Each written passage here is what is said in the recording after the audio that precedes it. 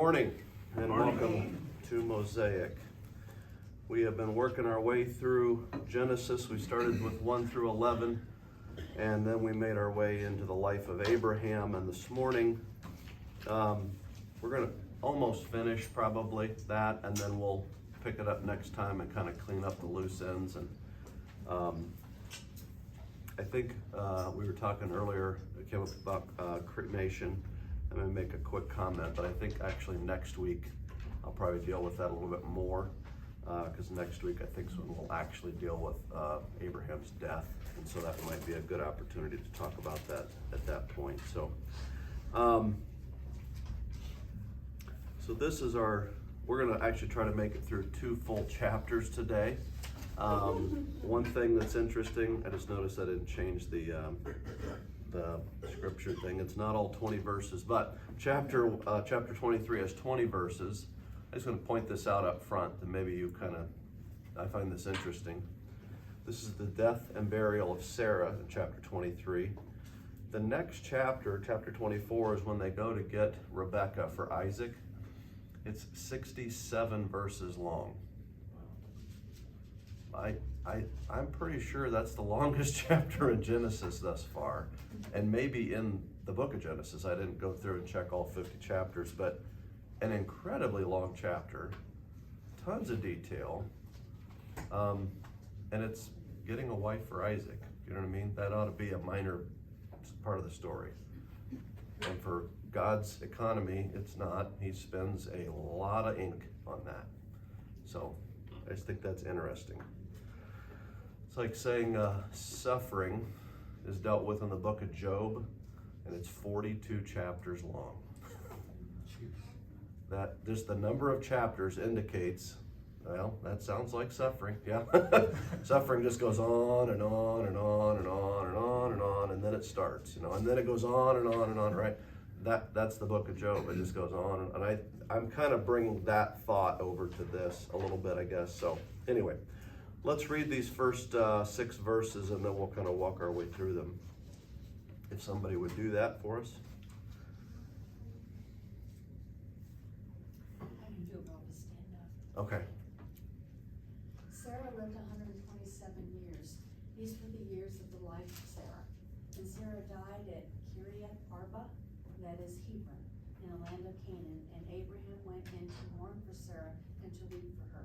And Abraham rose up from before his dead and said to the Hittites, I am a sojourner. Sojourner. I know what it is, I just can't say. Okay, that's fine. Sojourner and foreigner among you. Give me property among you for a burying place, that I may bury my dead out of my sight. The Hittites answered Abraham, Hear us, my lord, you are a prince of God among us. Bury your dead in the choicest of our tombs. None of us will withhold from you his tomb to hinder you from burying your dead. Thank you. So this is where we find out kind of the length of Sarah's life. We're told here it's 127 years. And then it really just, this whole chapter goes back and forth between Abraham and the Hittites and their dialogue about him burying Sarah and him getting a burial place. She died at Hebron in the land of Canaan. And that's interesting. It says he went in to mourn for Sarah and wept for her. So there's 2 different things there. And they're both very strong words in the Hebrew from when I was looking at that. So it's just this great, great mourning that he's doing over the love of his life, Sarah. I just want to make sure we see this, that we see these guys in the Old Testament, and they'll have 2, 3, 4 wives, whatever, and this is his wife. This would be like you having a wife or a husband. He has her, we don't know when they got together, but they spent 100 years together type thing. Do you know what I mean? Something in that frame. She was the sister of his father, but not his mother, so they knew each other from a very young age. So I've often said if I lost Brenda, I don't even know what life would be like without Brenda, because we met when I was like 12 or something. You know what I mean? It's just like, I don't understand how that would work. There is no life there without the other half of me type thing. This is that only way up on steroids. I mean, literally, they've grown up together to some degree. She's been married for 100 years of likely, and she's gone. So I think if you bring that into this, it does help make sense of some of what we read here as well. He then says, I'm a sojourner and a foreigner among you. So I wanted to just address, what does it mean to be a foreigner? It is to be a stranger in a foreign place. That's kind of the obvious. We all get that. It even says in the text, he's a sojourner, a foreigner. But what I want us to see is in the New Testament in Hebrews, it deals with this a little further. And I want to bring that, which we know is true of Abraham, and kind of apply it back here. It says, by faith, Abraham obeyed when he was called to go to a place that he was to receive as an inheritance. And he went out not knowing where he was going. So this is back when he's in his home country. He comes to the land of Canaan. By faith, he went to live in the land of promise, as in a foreign land, living in tents with Isaac and Jacob, heirs with him of the same promise. For he was looking forward to the city that has foundations, whose designer and builder is God. Part of this, him being a foreigner, they talk about this here in Hebrews. He could have always just gone back home if he didn't want to be a foreigner. He had that option. But he's there, it's symbolic, really. He lives in tents. They didn't all live in tents. There were buildings at that time. There were houses, but he always lived in tents. Again, symbolic of transient. This is temporary. This isn't my permanent place of dwelling. And he's in the promised land that will be an inheritance at some point. Then it says in verse 11, by faith, Sarah herself received power to conceive, even when she was past the age, since she considered him faithful who had promised. Therefore, from one man, and him as good as dead, were born descendants as the stars of the heaven, and as many as the innumerable grains of sand on the seashore. These all died. Who are these? It's everybody mentioned here in chapter 11 of Hebrews, all these saints of the faith. These all died in faith, not having received the things promised. They had a promise. They never got the fulfillment of their promise, and they died without ever getting what they had been promised. That's what it's saying there. But having seen them and greeted them from afar by faith, they could see what was coming, and by faith they could see that. And having acknowledged that they were strangers and exiles, not just in the land, on the earth. That's the significance. For people who speak thus make it clear that they are seeking a homeland. If they had been seeking or thinking of that land from which they had gone out, they would have had the opportunity to return. He could have just gone back home and not been a foreigner anymore. So there's more to this than that. However, on the surface, in the chapter we're looking at, he is speaking to the natural residents, and he is a foreigner. He doesn't own any property. I just want you to understand there's a bigger thing going on here. He's not literally just a foreigner in the land of the Hittites, in the land of Canaan. He's a foreigner to the earth. He is looking forward to this city and whose builder is God. As it is, they desired a better country, that is, a heavenly one. Therefore, God is not ashamed to be called their God, for he has prepared a city for them, or prepared for them a city.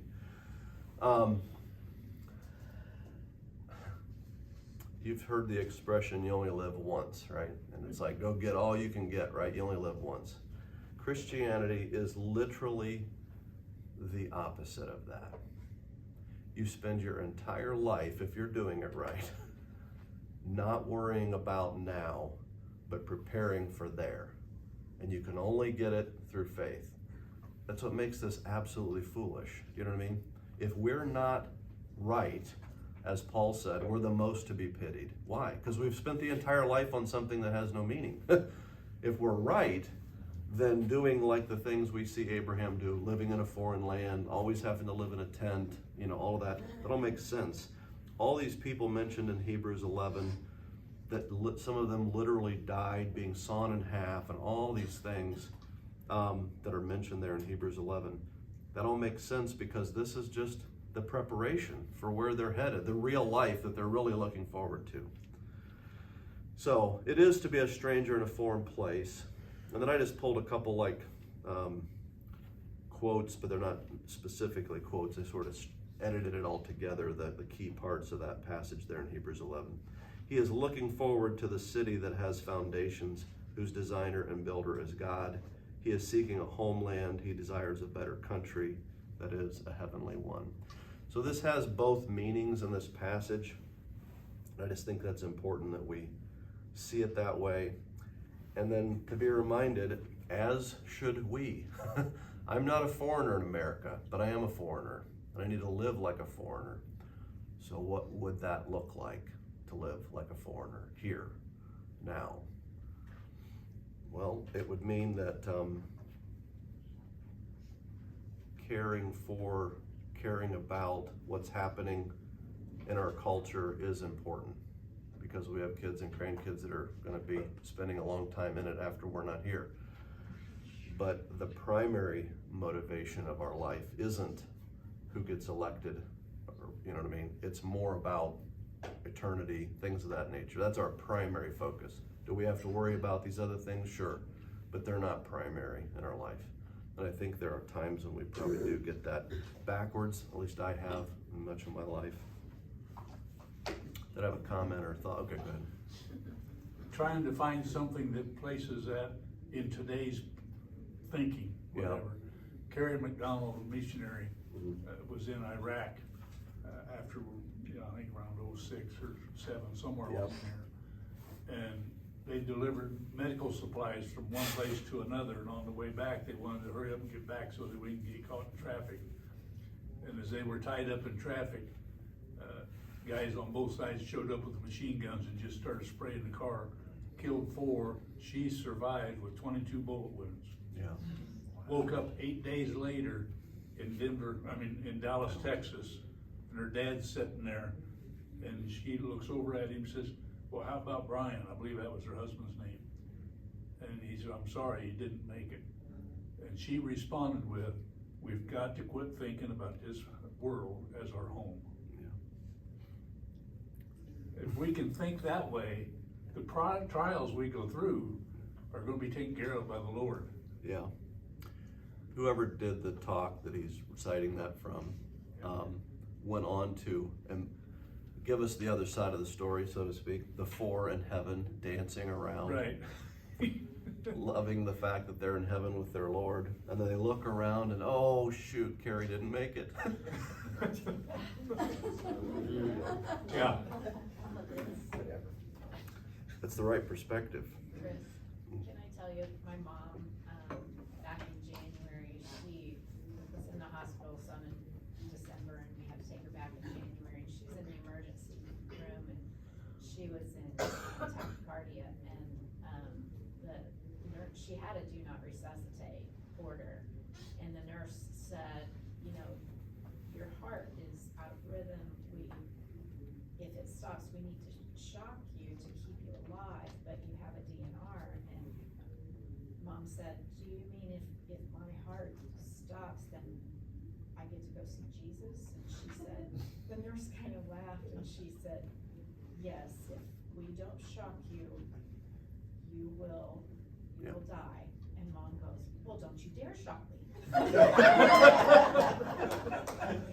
was awesome. It was awesome. And that nurse, she giggled and she just took her little machine right out the door.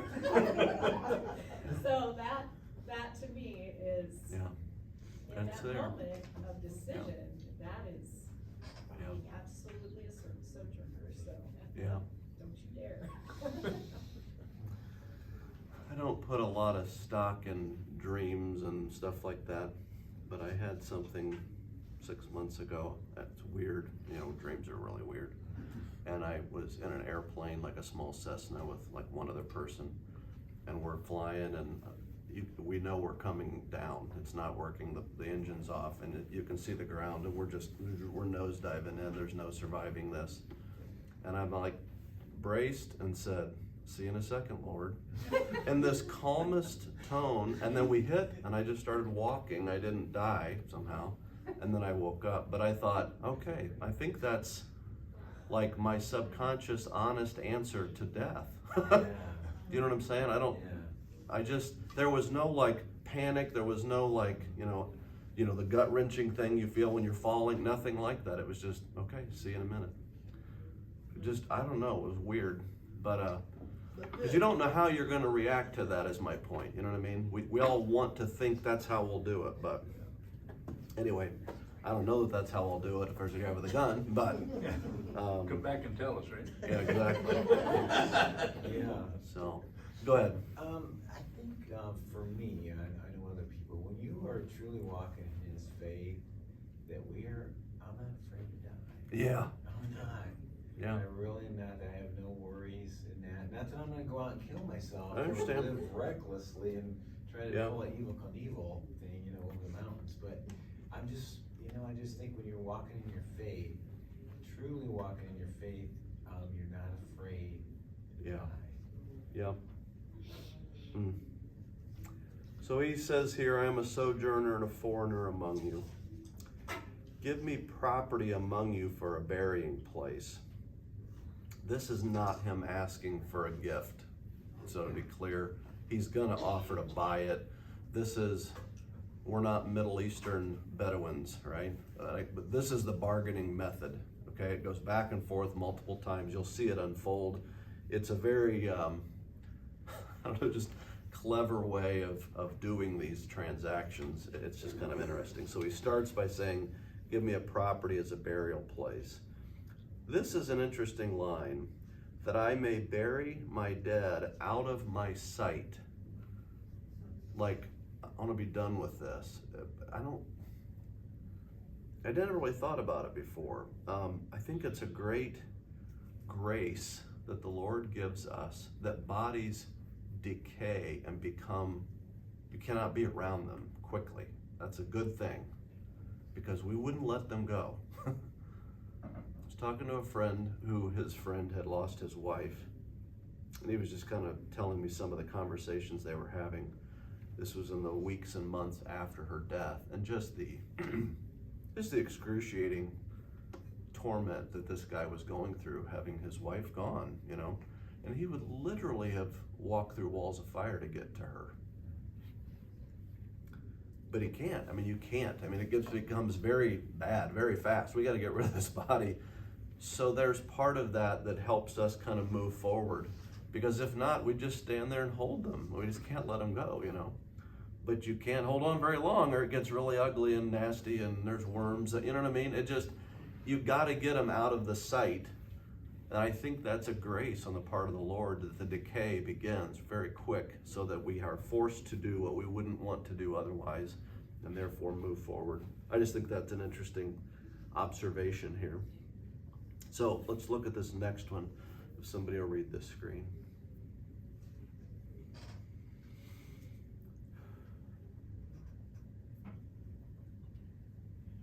Abraham rose and bowed to the Hittites and the people of the land. And he said to them, "If you're willing that I should bury my dead out of my sight, hear me and entreat from me Ephron the son of Zohar, that he may give me the cave of Machpelah, which he owns. It is at the end of his field. For the full price let him give it to me in your presence as property for a burying place." Now Ephron was sitting among the Hittites, and Ephron the Hittite answered Abraham in the hearing of the Hittites, of all who went in and at the gate of his city, "No, my lord, hear me. I give you the field, and I give you the cave that is in it. In the sight of the sons of my people, I give it to you. Bury your dead." Then Abraham bowed down before the people of the land, and he said to Ephron in the hearing of the people of the land, "But if you will hear me, I give the price of the field.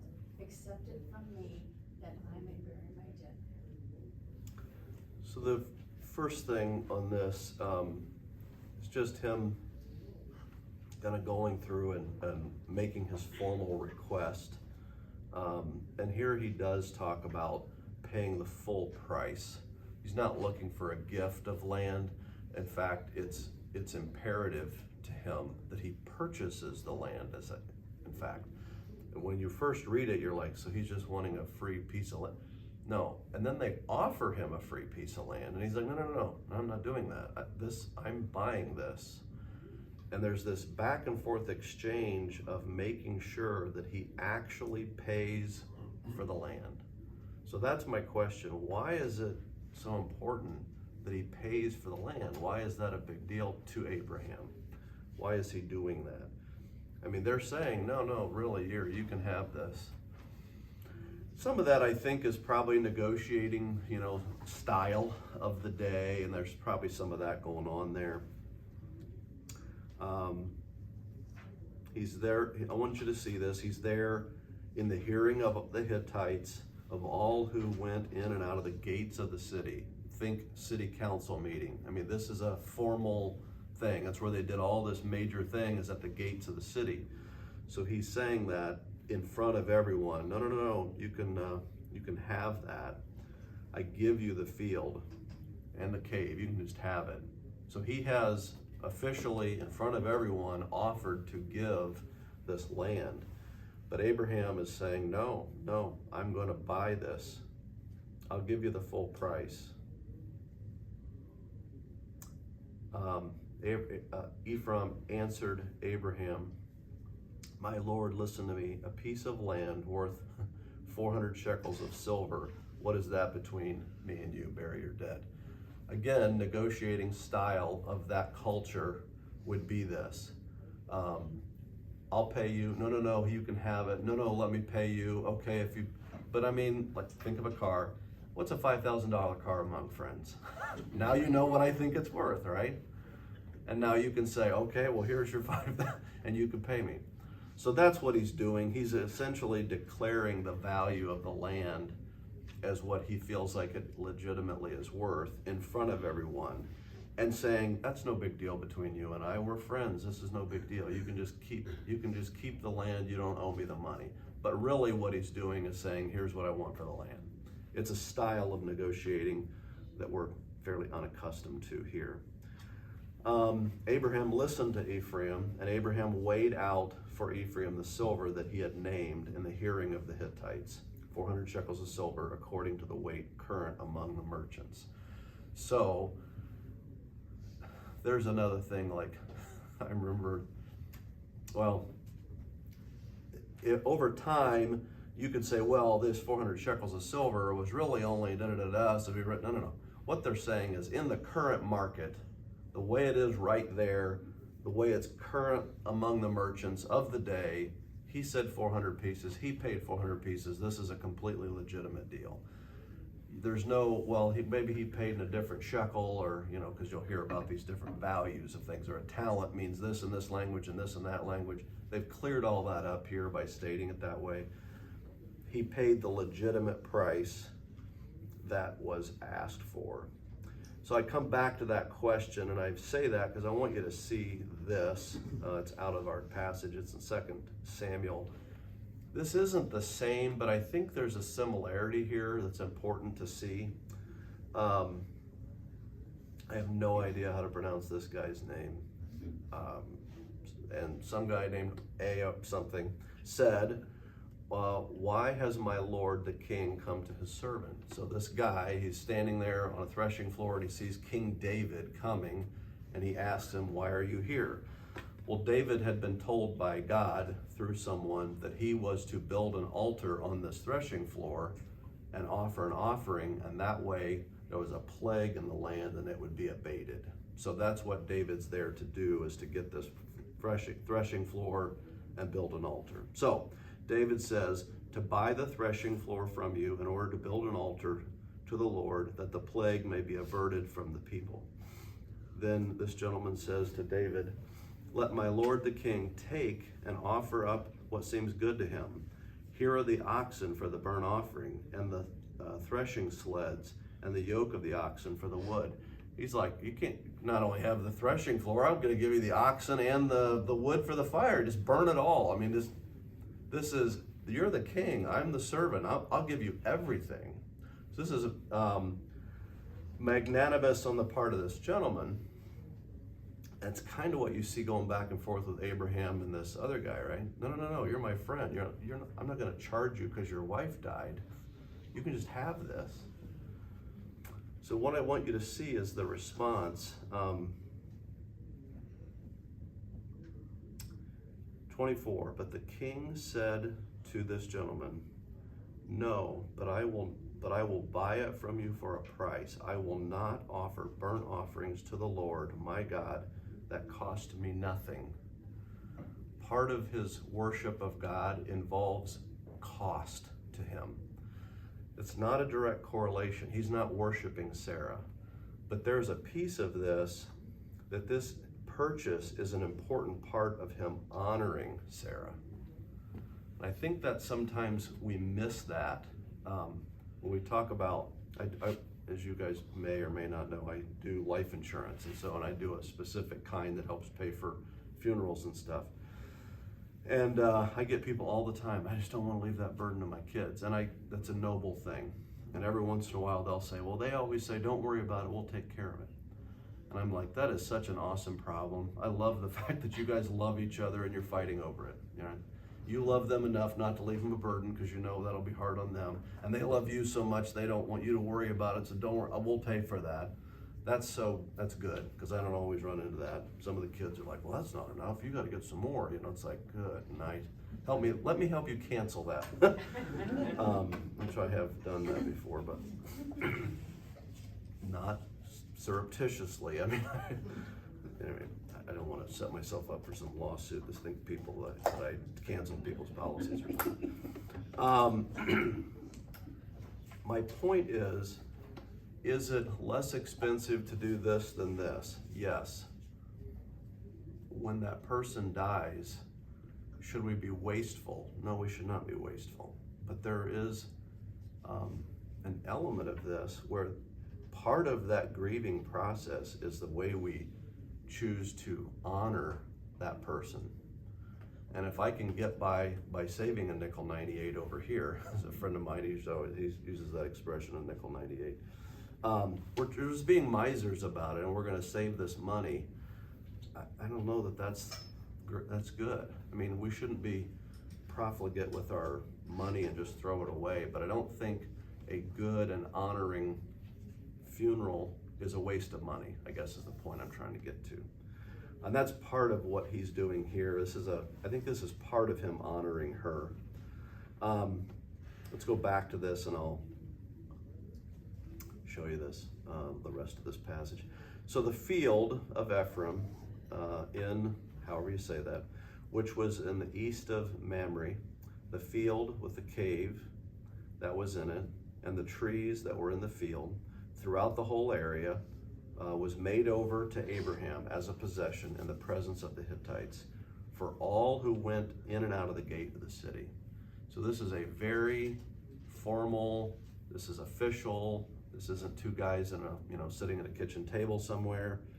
How does it say it here? It was made over to him. It's like this official handing off of, I don't know that they literally had title deeds at the time, but that's what it's being described there. And he's doing that in the presence of everyone. So the point of that is this, starting in that second line, while he will never own a place that he lives, remember he's a foreigner, he always lives in tents, he never owns the place where he's at. He knows that his descendants will live in the land in years to come, and he wants there to be a place where he and his wife can be buried in that promised land. So he does buy a piece of property, but only for the purpose of being buried on it. He doesn't live there, he lives somewhere else. But this is a permanent place for burial. We're not going to see it this morning. Sarah's the first, Abraham's later buried there, and multiple other patriarchs. And then Joseph wants to have his bones taken back when they leave Egypt. And I don't remember off the top of my head, some of you may know, if he was buried in this place or another. But the point is, it was important to Joseph that his bones not be left in Egypt. So what we're seeing is the beginning of a pattern within the Jewish and then later Christian world where we always bury our dead. The idea, by the way, for cremation is relatively new here in the Christian West, as we would refer to it. It's very common in other parts of the world, in the eastern part of the world, where they believe that that burning of the body is releasing the spirit, right? You would do that in the Native American cultures as well. So both of these things are very much a religious aspect to them. So they're kind of like, if I do this, which I don't do that much, but I'm saying if I were to do that, everybody knows that's a religious thing, right? But if you go do yoga, which is religious, but if you strip it of its religiosity and just treat it like it's exercise, it's still that. It's still the same, right? You're taking the position, your body is being positioned in a religious position that is understood by the people who invented yoga. Because you're not that religion doesn't mean you're not participating in that, right? So that's why I would say Christians should not be doing yoga. And if you hate me for that, come talk to me after. The point I'm getting at is these things that are, well, it's just cheaper. Well, I don't know that that's a good reason to do it. But second, at what cost? We're shifting our symbolism. That symbolism is important, I think. Not only for this reason, but, and maybe help me remember. I'm on slide 30. I am going to read this for you. I was thinking about doing it next week. I grabbed it after Urban's comment. This is Deuteronomy 34. That's why the text looks different. I went and grabbed it real quick. Then Moses went up from the plains of Moab to Mount Nebo, to the top of, however you say that, which is opposite Jericho. And the Lord showed him all the lands, Gilead as far as Dan and Naphtali, the land of Ephraim and Manasseh, all the lands of Judah as far as the western sea and the Negev and the plain and the valley and the Jericho and the city of the palm trees as far as Zahor. And the Lord said to him, this is the land which I swore to Abraham, to Isaac, and to Jacob. I will give it to your offspring. I have let you see it with your eyes, but you shall not go there. Moses is getting a punishment. It is not, he's not old and going to die. This is a death sentence, essentially. But he's been a good servant of the Lord, and he lets him see the promised land. So Moses, the servant of the Lord, died there in the land of Moab. Now, there's according to the word of the Lord, meaning, as the Lord had said, you will die here. And it says he, who's the he? That's God. And God buried him there in the valley, or in the land, in the valley of the land of the Moab, opposite Beth Peor. But no one knows the place of his burial to this day. He doesn't want that to become a shrine, so it's secret. But God could have burned him up. God could have taken the body to heaven. God could have done all kinds of things, but Christians bury their dead. Jews bury their dead. So God buries Moses. Can you say emphatically it's sinful to cremate from reading that? No, I don't think it's sinful to cremate, but I just think we see patterns here. This is why I say Moses had a death sentence and he wasn't just old and died. Moses was 120 when he died. His eyes were undimmed and his vigor unabated. He was as strong as one of you, and just the lights turned off and the Lord buried him. So that, I think, is one of the reasons I've always cited as to why I think we should do burial as opposed to cremation. And then this whole thing here with Sarah would be another example of that. And then you see it throughout the rest with the patriarchs. All right. After this, Abraham buried Sarah, his wife, in the cave of the field, however you say that again, it's just Hebron, land of Canaan. The field and the cave that is in it where he made over to Abraham as property for the burying by the Hittites. I just want to make it clear too, I think also it's providing protection for her remains.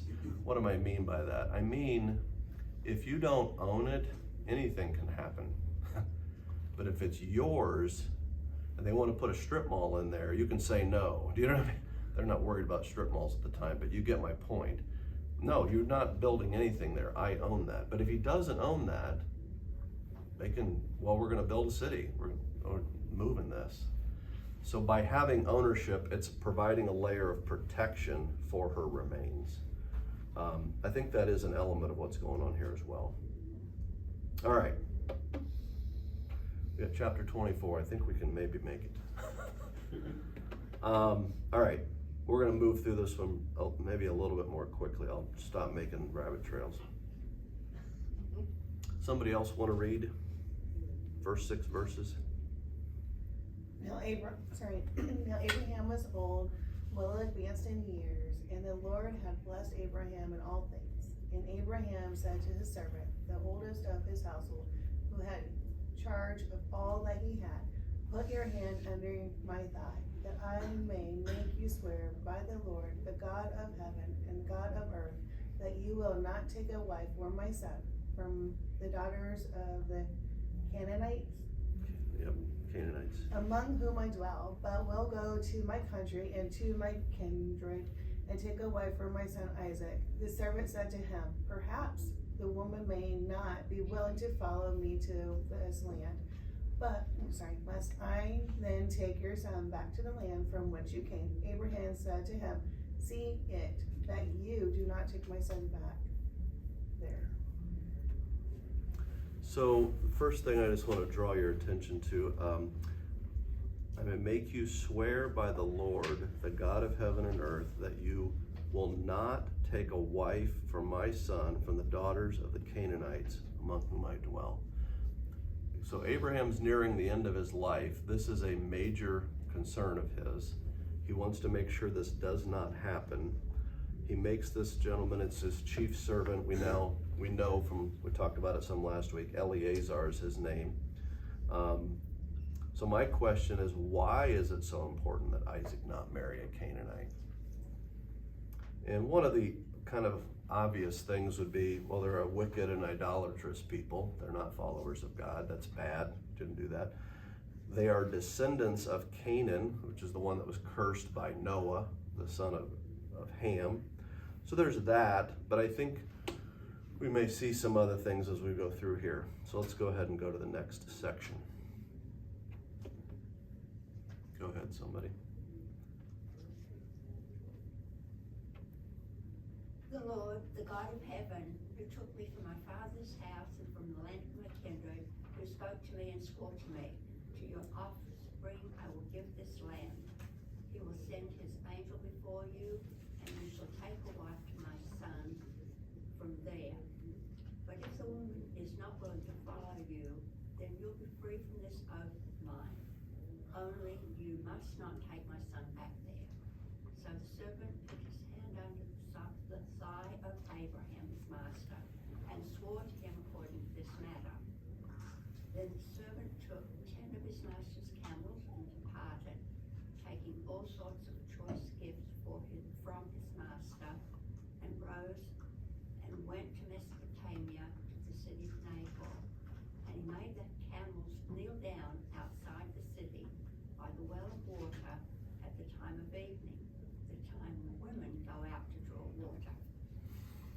Okay, so we're going to head into the part of the story where there's some pretty amazing things transpire. And so I want to set up something in your mind kind of prior to seeing this.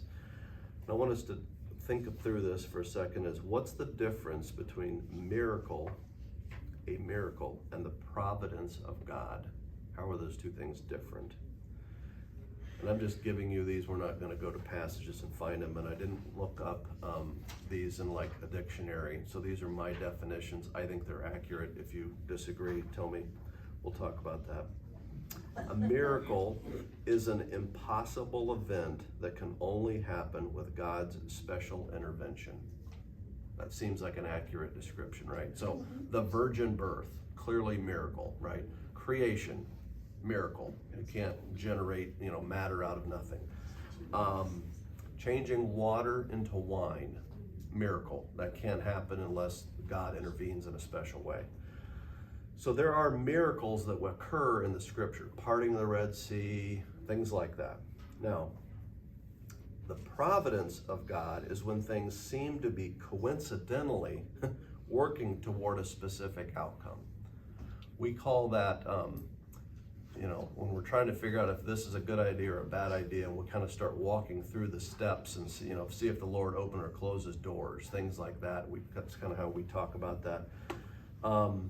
You have a job, it doesn't go well, you leave it, and you go get another job, and it doesn't go that well, but you keep learning things along the way, and you get another job, and you leave there a couple years later, and then you end up in another job. And this fourth job, you couldn't do it if you hadn't had the other three that weren't any good. But you learned these valuable skills that you're now you're using in job number 4 or 5, right? Have you ever had that happen or know of someone, right? That's providence, right? It's not miracle, it's just a series of events that you can look back and go, wow, look how the Lord orchestrated those things to work out that way, right? That's providence. Miracles are exceedingly rare. Providence is daily. Providence is how you live your life.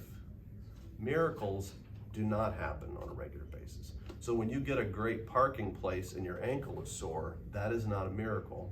That would be providence. It just feels like it. Yeah. I'm just, every time I look to Ray, I'm thinking, if you make that a great shot in golf, it's not a miracle. It's just a great, I don't know why I was thinking. It's just, it's providence. We all interact with providence all the time. But sometimes we refer to those things as miracles. And I think that's bad because we diminish real miracles. And when we say that in front of people who aren't Christian people, and they hear you say something like, look at this, it's a miracle, I got a great parking place. They probably realize you're kidding, but it also makes you look foolish because it's not a miracle. I had one last week, and I think God's, like the tooth fairy. So we do need to be careful with that language, I think. Go ahead. What would it be then if you have somebody that's really sick and dying and you pray for them? Yeah. Is that providence if they're healed, or is that a miracle? I think it could potentially be one or the other. Meaning, here's why I'm saying that.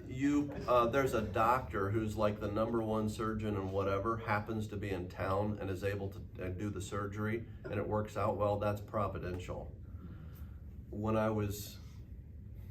Before I got married, I can't remember where it was at a church called Meadowbrook. I can't remember the timing of it, but there was a gentleman there who had a brain tumor. We all knew he had the brain tumor. He'd had the CAT scans. You can see it on the brain scan. And he was going for surgery like the following day down at Dayton or one of those big, medical places. It was not in our town. It was a big deal. And so we prayed on Sunday. And he goes down for the surgery, and he gets there, and they do the last scan just before the surgery to see if it had grown, and there's no tumor. It's gone. I don't think that's providential. That seems far more miraculous. Do you see what I'm saying? So I think sometimes it's a miracle. Didn't your mom have something very similar to that? Or Mark? No, not Mark. Yeah, and it was on the scans, you could see it, then they went to do, and it was just not there, right? Well, she went through chemo and she was Okay. cancer-free, but then it came back, but she was cancer-free for a period of time. Okay, That's So- that's a miracle. yeah. When there's no explanation, and it's just, it was there and now it's not there, I think that's miraculous. Now here's the difference. There wasn't a guy named Bill who came and laid hands on and prayed and did a miracle, right? There was a body of believers that gathered around and prayed for their brother, and he had a miracle. Who got credit? Well, God got credit, not Bill, the traveling healer, right?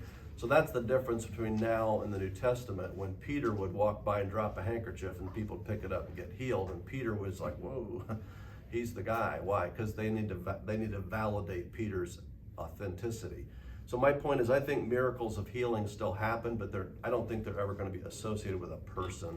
I think they're associated with a body of believers praying for someone. Back here. If you know me, you know I hate to shop. Okay. So I've been on a mission to find a particular item, a deck box. Okay, And I found one, way too much money. It showed up. It's been impossible to put together. It's been the bane of my existence for like 10 days. Yes. Every day I get up and go, oh, I gotta go out to it. Okay, so I had my grandson, 12 years old with me the other day, and we were running around all these places looking for a deck box that was already put together. And this lady at Home Depot again says, no, we don't have anything like that. And as we're walking away, she says, but I get a flyer from Tractor Supply. She goes, try there. And my 12-year-old grandson says, they have everything, Grandma. You go to Tractor Supply, I have no hopes. We Right. walk in, I say to the very first person, do you have deck boxes? She says, no, we don't have anything like that. I turn around and I say to God, like I always do when I'm shopping, please find this for me because I'm going home empty-handed. I'm done. And this guy runs out of the front door and he says, ma'am, what is it you're looking for? And I said, a deck box. He goes, she didn't know this, but I have two in the back. And I said to him, is your name God? And my grandson just about, ugh. And I said to him, we went back, they weren't put together, they were in a box, but he says, I love to put things together, and I have time.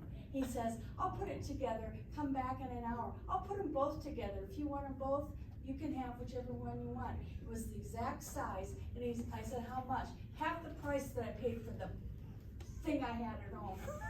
And I said, I do it, but I said to my grandson, this is a miracle. So what I've learned today, down here, what's your main takeaway is, I have to go back and have a learning experience with him and teach him about what providence the is. difference between miracles and Yeah. providence. As far as I'm concerned, it was a miracle. I'm having this conversation, and I said, I am done.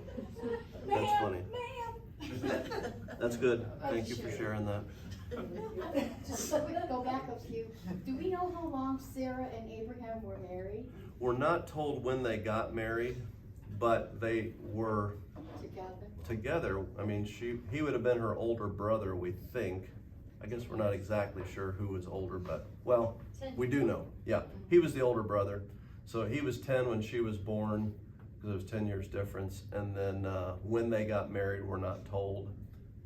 His life kind of picks up at age 75. Sarah, As an when she was infant. 10 years old. Yeah, Wow. he was 10 when she was born. She dies at 127, he's 137. So he's known her for 127 years, her whole age, yeah. And they've been married for, let's say they got married in their 20s, and when she was in her 20s, that would be 100 years. So just remarkable. Okay. We got time. Let me read this one. And he said, O Lord, God of my master, Abraham, please grant me success today and show steadfast love to my master Abraham. Behold, I am standing by the spring of water, and the daughters of the men of the city are coming out to draw water. Let the young woman to whom I shall say, please let down your jar that I may drink, and whom shall say, drink, and I will water your camels. By the way, let me pause. How many camels do you remember? 10 camels. How much do camels drink? A lot. Is this this isn't like, do you want fries with that? Do you know what I'm saying? This is like, you want a drink? Okay, yeah, I get you a drink. Do you want me to spend the next 3 hours pulling out 150 gallons of water for your camels too? Nobody's gonna say that. He's not asking for a minor thing. He's saying, who would be willing to volunteer that I would also draw water for your 10 camels? I don't know if you're doing it in 5-gallon buckets, but if you've ever picked one up, they're very heavy. I doubt they were probably 5-gallon. They were probably pulling them out 2 or 3 gallons at a time. This is a lot of work. So this is a significant, hey, whoever I ask, and if they say, hey, I'll water your camels too, which no one would do. Okay. Let her be the one that you have appointed for my servant Isaac, or for your servant Isaac. By this I shall know that you have shown steadfast love to my master. Before he had finished speaking, behold, Rebekah, who was born to Methuel, the son of the son of Milcah, and the wife of Nahor, Abraham's brother, came out with her water jar on her shoulder. The young woman was very attractive in appearance, a maiden whom no man had known. She went down to the spring to fill her jar and came up. So when did this happen? Immediately. And he says later that he wasn't saying this out loud, because he says he had said it in his heart. Later we get that. He hasn't even done talking in his heart about this, and this is what occurs then. Then the servant ran to meet her and said, so this is Eliezer runs to meet her and says, please give me a little water to drink from your jar. So he's not even asking for a jar of water. Can you just give me a drink out of your jar? And she said, drink, my lord. And she quickly let down her jar upon her hand and gave him a drink. So she's just pouring it out on her hand, and he's drinking out of her hand. When she had finished giving him a drink, she said, I will draw water for your camels also, until they have finished drinking. I'm not just going to give them a drink. These are camels who drink. I was going to look it up, and I forgot to follow up on that. I don't know what they drink, but the reason they don't need water for a long time is because they drink like 50 gallons of, to begin with, or something like that, So yeah, somebody look that up. So say it's 50 gallons times 10, was that 500 gallons? 2 gallons at a time? What in the world, right? That's crazy. Let's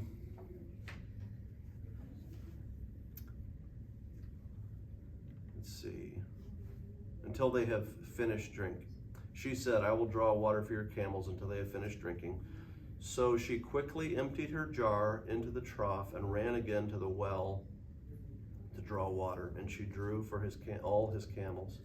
And the man gazed at her in silence to learn whether the Lord had prospered his journey or not. When the camels had finished drinking, the man took a gold ring weighing half a shekel and 2 bracelets on her arm weighing 10 gold shekels. And he said, please tell me whose daughter you are. Is there room in your father's house for us to spend the night? So he's got these, we could go through, okay. Chris, camels are thirsty enough that they can drink around 30 gallons of water in just a few minutes. Okay. I just looked up, this one says they hold 53 gallons. So 500 gallons of water. There goes your thermos. Must be at 200. So here's his question, or his question. Whose daughter are you? That's the main part. Yeah, can we spend the night? But whose daughter are you? I am the daughter of Bethuel, the son of Milcah, whom she bore to Nahor. Now, you may not remember these people, so let me help you with that. This is back at the end of chapter 22.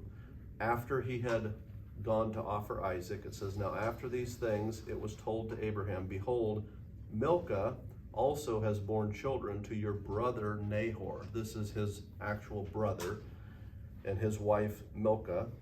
Milcah was Abraham's niece, Abraham and Nahor's niece. She was the sister of Lot. Wow. So there's another one of those marrying your sister, so to speak. Okay. Uz, his firstborn. Buz, his brother. Uz and Buz. And then it lists off these others. I'm not going to read through all the names. The very last one is Bethuel. Bethuel fathered Rebekah. So you can do this in your head. Pick a cousin, or pick your brother, okay, or a sister, and then their child, right? Because Nahor is his brother. Nahor has Bethuel, so that would be my brother's son, and then his daughter. So we just had a new baby. Yeah, Jana would be a daughter of my brother's son. That's who we're talking about. So that it would be. So now, I have a son. Isaac would be so that's say Ryan. If Ryan were to marry Jana, which would be be his second cousin, so to speak. So that's kind of the relationship there to help you see that. So they're not like kissing cousins. It's more like second cousins, but it's significant that he just went all the way. I mean, it's a long journey. I was going to pull the map, but anyway, it's a long way over there. He gets there, walks in, and here it is. He meets the second cousin of Isaac. Pretty remarkable. So, she said to him, I am the daughter of Bethuel, the son of Milcah, whom she bore to Nahor. She added, we have plenty of both straw and fodder and room to spend the night. The man bowed his head and worshiped the Lord. He said, blessed be the Lord, the God of my master Abraham, who has not forsaken his steadfast love to his faithfulness toward my master. As for me, the Lord has led me to the way, or in the way, to the house of my master's kinsman. Then the young woman ran and told her mother's household about these things. Rebekah had a brother whose name was Laban. Laban ran out toward the men to the spring as soon as he saw the ring and the bracelet on the sister's arm and heard the words of Rebekah, his sister. Thus the man spoke to me when he went to the men, and behold, he was standing by the spring with his camels. So Laban ran toward the men as soon as he saw the rings, and he sees the gold and the silver and is like, whoa, we got to go get these people. So now Laban will become an important part of the story later. So Isaac has, with Rebekah, they have two sons, Jacob and Esau. Jacob later goes and works for Laban and gets his two daughters. So again, kind of second cousins, so to speak. Sort of, I don't know. We'll do that later. But anyway, they're still family is the point. And then he also Laban gives his daughters a female servant when they get married. And the 12 sons of Jacob, who later becomes named Israel, are born of those 4 women. The 2 Laban's daughters and the 2 servants that Laban gives his daughters, which I think is, again, pretty remarkable. We don't know much about the servants, but we do know obviously the lineage of the girls. They're daughters of Laban. Okay, he said, come in, O blessed of the Lord. Why do you stand outside? For I have prepared the house and a place for the camels. So the man came to the house and unharnessed the camels and gave straw and fodder to the camels. And there was water to wash his feet and to feed the feet of the men who were with him, when food was set before him to eat. But he said, I will not eat until I have said what I have to say. He said, speak on. So he said, I am Abraham's servant. The Lord has greatly blessed my master. He has become great. He has given him flocks and herds, silver and gold, male servants and female servants, camels and donkeys. And Sarah, my master's wife, bore a son to my master when she was old, and to him he has given all that he has. So this is Abraham. He is a super wealthy guy. We actually think he may have been one of the most wealthy people in the world at this point, just from some of the stuff I've been reading. And everything he has is going to Isaac. So this is a great setup. And I'm here to get him a wife. And Laban is like, yeah, you know what I mean? So, of course, this is going to go well because they're... So my master made me swear, you shall not take a wife for my son from the daughters of Canaan, in whose land I dwell. But you shall go to my father's house and to the clan and take a wife for my son. So it's very specific. He doesn't just want a son or a wife for his son from the other country. He wants it from his father's house specifically. Okay? I said to my master, perhaps the woman will not follow me. In other words, she's got to leave all that and come to this unknown place where there was this fiery disaster a while back. I mean, that was a big enough deal, they may have even heard about it this far away. But he said to me, the Lord before whom I have walked will send his angel with you and prosper your way. You shall take a wife for my son from my clan and from my father's house. Then you shall be free from my oath. When you come to my clan, if they will not give her to you, you will be free from my oath. So it's imperative to Abraham that he not only get a daughter or a wife for his son that's not from Canaan, but he wants it from his father's household. It's getting really specific. Why is he so intent on that, would be my question. And I asked you that earlier, why is that so important? And I'm not going to make this an emphatic thing, but I think there's a relevance to this.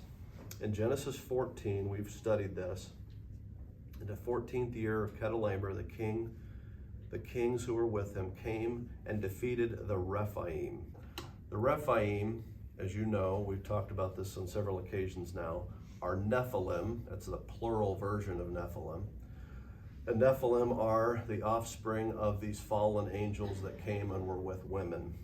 And by the way, when that says, and the sons of God came into the daughters of men, and they bore them children. I hadn't picked up on this at first. I don't know how I get to be 50 years old and not know this, but you know there's into, I-N-T-O, and then there's I-N space T-O, two separate things. It's like, I never noticed that. That's kind of dumb on my part, but it's used differently. And every time you're talking about Abraham went I-N space T-O to Hagar and she bore him a son, Ishmael. It's always those two separate words. That's the words in Genesis 6. When the sons of God came I-N space T-O to the daughters of men and they bore them sons. So it's like, it's pretty tough to figure that that's something other than what it sounds like it's saying. I just keep seeing that pop up over and over and over now. You'll see it as we continue to work through this section of the scripture. But Rephaim are Nephilim. Zimzuim, I showed you this in the past, are also another name for Nephilim. And Emim are another name for Nephilim. I've taken you to the different passages to show that. The point I made to you at the time is these four kings, Chedorlaomer and his allies, they wipe out all these Nephilim people. Not all of them, but a lot of them. So where Abraham is at is the land of Canaan, and we know even 400 years later there's a bunch of Nephilim there. He does not want his son getting a wife that are any way associated with these Nephilim. The one thing he knows is safe to get his son a human, fully human wife is to go to his father's house. No doubt there, they're good, they're safe. Let's go get him a wife from that lineage. I think that's what's going on there. So there were Nephilim or living among the Canaanites, and he wanted his son to remain free from that corruption. And I would say, as you get into the New Testament and you understand Jesus coming and he's 100% man, that's not true. Isaac ends up marrying some Nephilim woman, right? He's no longer 100% man. So it's actually very imperative that this happens this way. So just one of those things I'd never noticed before. All right. We really are at the time limit here. Let me see if I got one more thing I want to. Yes. This, I'll finish it next time. Yeah. What I want you to, I'm going to answer that question though. It is the interaction between Eliezer and Rebekah a miracle or providence? And I would just tell you it's providence. There's nothing miraculous about that. But that is a bizarre set of coincidences. And that's the way that generally works. So that's providence. Okay, we'll pick it up next time there with that question. And any closing thoughts before I close this in prayer? Okay, we'll finish the life of Abraham the next time we're together. It'll be good. Dear Heavenly Father, thank you for the morning. Thank you for just the ways that you provide all the details that we need to be assured that your plan is good, it is sound. You know what you're doing in every aspect. And when we see these incredible providential events it brings us a sense of confidence that you are the same God now that you were then. You were able to orchestrate the events of our lives in a similar way and have things go the way you want them to. Lord, help that to bring us a sense of confidence and peace in the light of all that's going on in the world. We don't need to be worried. We know that you are in control and that you will guide us through this maze of events that we find ourselves in the midst of. And we pray all these things in Jesus' name. Amen.